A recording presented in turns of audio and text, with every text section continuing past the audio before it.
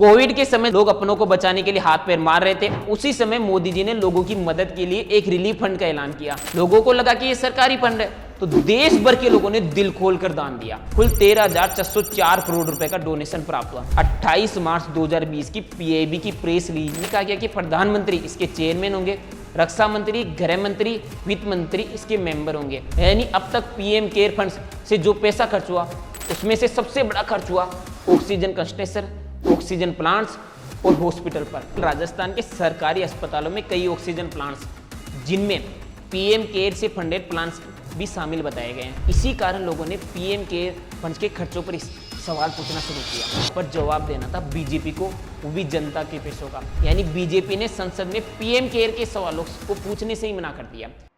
Covid के समय जब लोग डर में थे, अस्पताल मरीजों से भर रहे थे, ऑक्सीजन मिल नहीं रही थी, लोग अपनों को बचाने के लिए हाथ पैर मार रहे थे, उसी समय मोदी जी ने लोगों की मदद के लिए एक रिलीफ फंड का ऐलान किया। नाम था पीएम केयर फंड, और लोगों से डोनेशन की अपील की। इस समय भी लाखों लोग पीएम केयर्स फंड में दान कर रहे हैं। लोगों को लगा कि ये सरकारी फंड है, तो देश भर के लोगों ने दिल खोलकर दान दिया। किसी ने 100 रुपए दिए, किसी ने 1000, किसी ने लाखों करोड़ों दिए। कुल 13,404 करोड़ रुपए का डोनेशन प्राप्त हुआ।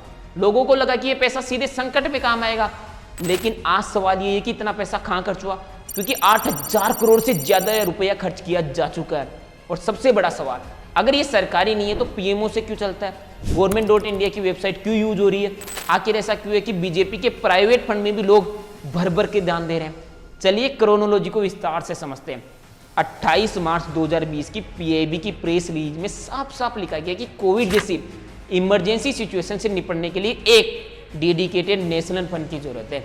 इसीलिए पीएम केयर्स के नाम से एक पब्लिक चैरिटेबल ट्रस्ट बनाया गया। उसी रिलीज में यह भी कहा गया कि प्रधानमंत्री इसके चेयरमैन होंगे, रक्षा मंत्री, गृह मंत्री, वित्त मंत्री इसके मेंबर होंगे। यानी देखने में तो ये सरकारी ट्रस्ट लग रहा है।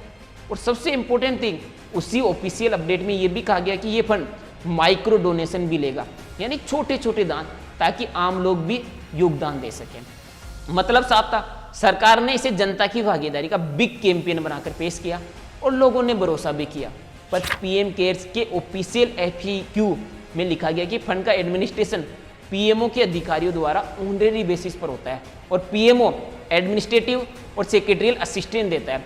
हेड ऑफिस भी पीएमओ के साउथ ब्लॉक में बताया गया। FAQ में यह भी लिखा गया कि पीएम केयर्स में CSR योगदान लिया जा सकता है और कंपनियां और PSU भी योगदान दे सकती है। आम आदमी की नज़र से देखा जाए तो ये सरकारी ट्रस्ट है, क्योंकि सरकारी आदमी से चला रहा है, चेयरमैन है मोदी जी। पर यही तो पूरा ट्विस्ट है। पीएमओ ने दिल्ली हाईकोर्ट में दिए अपने हलफनामे में कहा कि पीएम केयर्स न तो स्टेट है, न RTI एक्ट के तहत पब्लिक ऑथोरिटी है। हलफनामे में यह भी कहा गया कि यह ट्रस्ट सरकार के कंट्रोल में नहीं है, और ट्रस्टी पदों पर पब्लिक ऑफिस होल्डर्स का होना सिर्फ एडमिनिस्ट्रेटिव फैसिलिटी के लिए है। लीगल लैंग्वेज में से पब्लिक चैरिटेबल ट्रस्ट कहा गया, पर यह प्राइवेट ट्रस्ट जैसा काम करता है। ये कुछ इस तरीके से है, किसी ने प्योर मिल्क नाम से एक डेयरी खोली, पर वो उसमें नकली दूध बेचे। लोग पूछे तो कहे कि मैं तो हमेशा से ही नकली दूध बेचता था, बस नाम प्योर मिल्क रख लिया मैंने। आइए अब पैसों की बात करते हैं। पीएम केयर की ऑफिशियल वेबसाइट के अबाउट सेक्शन में सालाना रिसिप्ट और पेमेंट अकाउंट दिए गए हैं, और ये वही रिकॉर्ड है जहां से लोगों को सवाल पूछने पर मजबूर किया जा रहा है। वेबसाइट पर अवेलेबल समरी के अकॉर्डिंग 2019-20 से 2022-23 तक के खाते पब्लिक किए गए। पीएम केयर्स के शुरुआती साल 2019-20 में कुल रिसिप्ट लगभग 3,076.62 करोड़ रुपए और खर्च लगभग शून्य के आसपास था। यानी शुरुआती रकम लगभग पूरी की पूरी बैलेंस में चली गई। अगले साल यानी 2020-21 की बात करें तो ये वो साल था जब देश कोविड की पहली और दूसरी लहर से जूझ रहा था। अब आपके सामने हर एक डाटा मैं पेश कर रहा हूं, डाटा पर जरा गौर फरमाइएगा। ऑडिटेड स्टेटमेंट के हिसाब से ये डाटा निकल कर आया है। ओपनिंग बैलेंस 3,076.62 करोड़ रुपए, कुल रिसीट्स 10,990.17 करोड़ रुपए की, कुल पेमेंट 3,976.17 करोड़ रुपए का, क्लोजिंग बैलेंस 7,013.99 करोड़ रुपए। अब आप पूछेंगे कि 3900 करोड़ रुपए का पेमेंट कहाँ हुआ, तो पता चलता है कि 50,000 मेड इन इंडिया वेंटिलेटर्स पर 1,311.33 करोड़ रुपए खर्च हुए। राज्यों और केंद्र शासित प्रदेशों के प्रवासी मजदूरों की सहायता के लिए 1,000 करोड़ रुपए। मुजफ्फरनगर, पटना में मेकशिफ्ट हॉस्पिटल प्लस 9 राज्यों और केंद्र शासित में RT-PCR लैब के लिए 50 करोड़ रुपए। 162 PSA ऑक्सीजन प्लांट्स पर 201.58 करोड़ रुपए खर्च हुए। 6.6 करोड़ डोज वैक्सीन की खरीद पर 1392.82 करोड़ रुपए खर्च हुए। 2 लैब अपग्रेड हुई तो 20.41 करोड़ रुपए खर्च हुए। अब यहाँ ध्यान दीजिए, 2020-21 में भारी पैसा आया, भारी खर्चा भी दिखाया गया, लेकिन फिर भी 7,000 करोड़ से ज्यादा का बैलेंस बच गया, यानी पैसा बहुत था। अगले साल की बात की जाए तो 2021-22 के ऑडिटेड अकाउंट में तस्वीर और साफ दिखती है। ओपनिंग बैलेंस 7,013.99 करोड़, कुल रिसीट्स 9,131.94 करोड़ की, कुल payment 3,716.29 crore, closing balance 5,415.65 crore रुपए। इसी साल जहां पैसा खर्च हुआ वो थे वेंटिलेटर्स, लगभग 835.28 करोड़ वेंटिलेटर्स पर खर्च हुए। सरदार वल्लभ भाई पटेल कोविड हॉस्पिटल को रिएक्टिवेट करने के लिए 67.95 करोड़ रुपए खर्च हुए। अतिरिक्त पीएसए ऑक्सीजन प्लांट्स पर 1703.14 करोड़ रुपए खर्च हुए। 99,986 ऑक्सीजन कंस्ट्रेशर पर 500 करोड़ रुपए खर्च हुए। SpO2 आधारित oxygen control system plus NRM पर 322.50 करोड़ रुपए खर्च हुए। जम्मू और श्रीनगर में मेकशिफ्ट हॉस्पिटल बनाने में 82.94 करोड़ रुपए खर्च हुए। लिक्विड ऑक्सीजन इक्विपमेंट पर 189.40 करोड़ रुपए खर्च हुए और लखनऊ में DRDO अस्पताल पर 13.10 करोड़ रुपए खर्च हुए।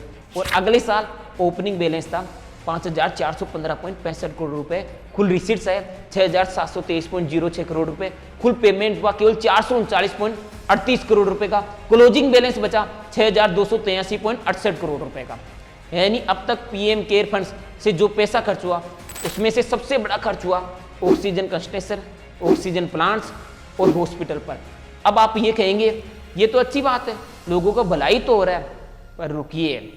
टाइम्स ऑफ इंडिया की 2025 की एक रिपोर्ट में केवल राजस्थान के सरकारी अस्पतालों में कई ऑक्सीजन प्लांट्स, जिनमें पीएम केयर से फंडेड प्लांट्स भी शामिल बताए गए हैं, उनके बंद होने की बात की गई है। बाकी राज्यों की तो जांच भी नहीं हुई, यानी पैसा खर्च हुआ लेकिन रिजल्ट नहीं दिखा। इसी कारण लोगों ने पीएम केयर फंड के खर्चों पर सवाल पूछना शुरू किया। ऐसे में लोग सीधा सवाल नहीं पूछ सकते थे, इसीलिए लोगों के कहने पर विपक्ष ने सवाल पूछना शुरू किया। ऐसे में कोई और सरकार होती या कोई और व्यक्ति होता तो क्या करता, वो सारे खर्चों के बारे में साफ साफ बता देता, पर जवाब देना था बीजेपी को, वो भी जनता के पैसों का। इसीलिए 30 जनवरी 2026 को पीएमओ ने लोकसभा सचिवालय को एक चिट्ठी लिखी और कहा कि पहले सवालों को चेक करो, वो नियमों के हिसाब से एडमिसेबल है या नहीं है। यानी बीजेपी ने संसद में पीएम केयर के सवालों को पूछने से ही मना कर दिया।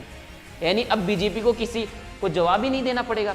यानी पीएमओ पब्लिक के 13,688 करोड़ रुपए का कंट्रोल अपने पास रखेगी, पर अगर किसी ने बीजेपी से एक भी रुपए का हिसाब मांगा तो हिसाब नहीं देगी। सोचिए, अगर जनता से चंदा लेकर जनता के नाम पर, राष्ट्रीय संकट के नाम पर फंड बनाया जाए और बाद में खर्चे का हिसाब देने से मना कर दिया जाए तो दाल में कुछ काला तो नजर आता है।